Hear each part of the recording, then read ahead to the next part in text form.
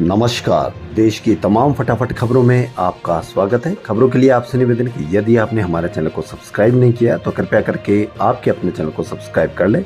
तो बढ़ते हैं आज की बड़ी खबर की ओर, जो लोकसभा चुनाव के दूसरे चरण में हो रही मतदान से है। जी हां, लोकसभा चुनाव के दूसरे चरण में दोपहर 5 बजे तक 61% वोटिंग हुई है। 5 बजे तक त्रिपुरा में सबसे ज्यादा मतदान 76.2% मतदान हुआ है। इसके बाद मणिपुर में 76.1% वोट डाले गए हैं। 5 बजे तक छत्तीसगढ़ में 72.1%, वहीं वेस्ट बंगाल और असम में 5 बजे तक 70% से ज्यादा मतदान हुआ है। लोकसभा चुनाव के दूसरे चरण में आज 13 राज्यों तथा केंद्र शासित प्रदेशों की 88 सीटों के लिए चुनाव हो रहा है।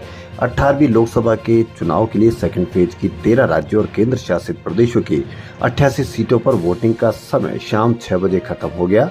सिर्फ वे लोग जो लाइन में लगे हुए हैं वे ही वोट डाल सकेंगे।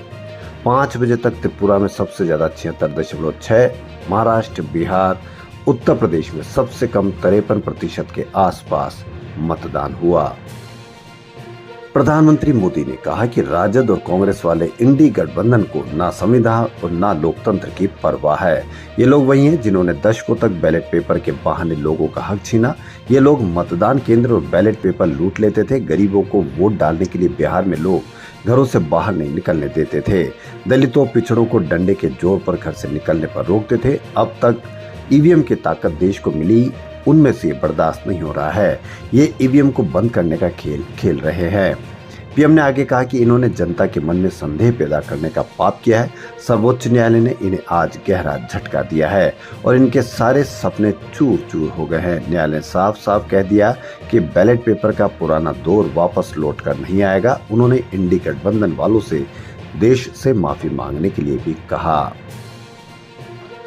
कांग्रेस सांसद राहुल गांधी ने कर्नाटक के बीजापुर में चुनावी रैली के दौरान अपने संबोधन में कहा कि आजकल पीएम नरेंद्र मोदी अपने भाषण के दौरान काफी घबराए हुए रहते हैं।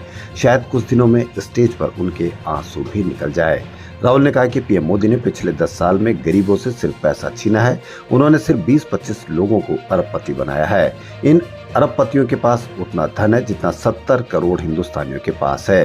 हिंदुस्तान में 1% ऐसे लोग हैं जो 40% धन कंट्रोल करते हैं। आगे उन्होंने कहा कि मोदी कुछ लोगों को अरबपति बनाते हैं, कांग्रेस सरकार करोड़ों लोगों को लखपति बनाएगी। कांग्रेस बेरोजगारी और महंगाई मिटाकर आपको भागीदारी देगी। जितना पैसा मोदी ने अरबपतियों को दिया है उतना पैसा हम गरीबों को देंगे। आगे कहते हैं कि भारत के संविधान ने लोगों को अधिकार, आवाज और आरक्षण दिया है। संविधान से पहले भारत पर राजा महाराजाओं का शासन था। अगर आज भारत के गरीबों, पिछड़ों, दलितों और आदिवासियों के पास अधिकार है, आवाज है, तो ये संविधान ने दी है। कर्नाटक की 28 में से 14 लोकसभा सीटों पर आज दूसरे फेज में वोटिंग। इसी बीच बेंगलुरु साउथ सिटी से बीजेपी उम्मीदवार और मौजूदा सांसद तेजस्वी सूर्या के खिलाफ एफआईआर दर्ज की गई है। उन पर धर्म के नाम पर वोट मांगने का आरोप है। 25 अप्रैल को जयानगर थाने में मौजूदा सांसद के खिलाफ मामला दर्ज किया गया। सूर्या ने सुबह वोट डालने के बाद एक वीडियो पोस्ट किया था। कर्नाटक के मुख्य निर्वाचन अधिकारी ने एक्स हैंडल पर पोस्ट के जरिए इसकी जानकारी दी।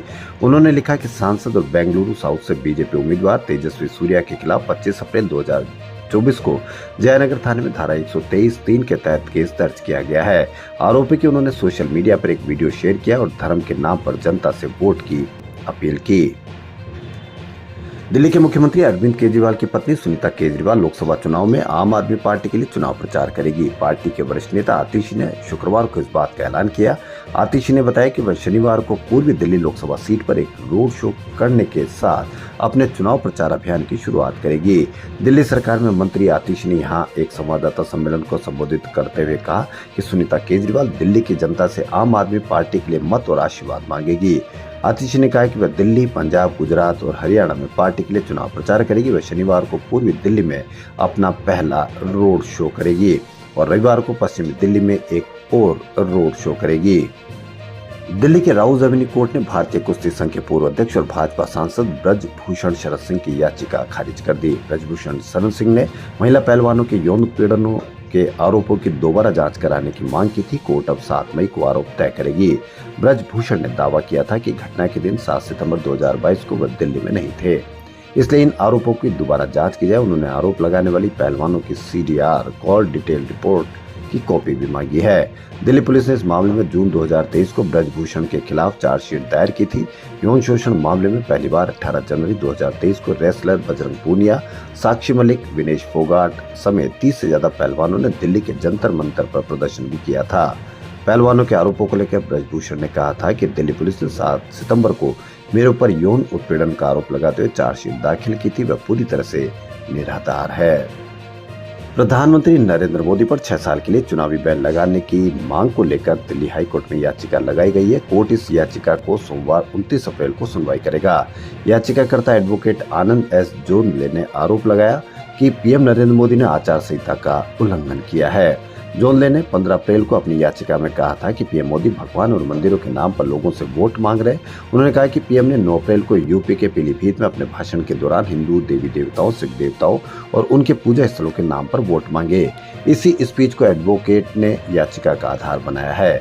जोंधले के अनुसार मोदी ने कहा कि उन्होंने राम मंदिर का निर्माण करवाया, करतारपुर साहिब कॉरिडोर का विकास करवाया। पीएम ने कहा कि उन्होंने गुरुद्वारा में परोसे जाने वाले लंगर में इस्तेमाल होने वाले सामान से जीएसटी हटाया, साथ ही अफगानिस्तान से गुरु ग्रंथ साहिब की प्रतियां वापस मंगाई। याचिकाकर्ता जोंधले ने कहा कि आचार संहिता के तहत कोई भी पार्टी या उम्मीदवार किसी भी ऐसी गतिविधि में शामिल नहीं हो सकता जो 2 जातियों या समुदायों के बीच तनाव पैदा कर सकती है। उन्होंने बताया कि मोदी की शिकायत लेकर चुनाव आयोग के पास भी गए थे और आईपीसी की धारा 153A समूह के बीच दुश्मनी को बढ़ावा देने के तहत कार्रवाई की मांग भी की थी। हालांकि आयोग ने कोई एक्शन नहीं लिया है।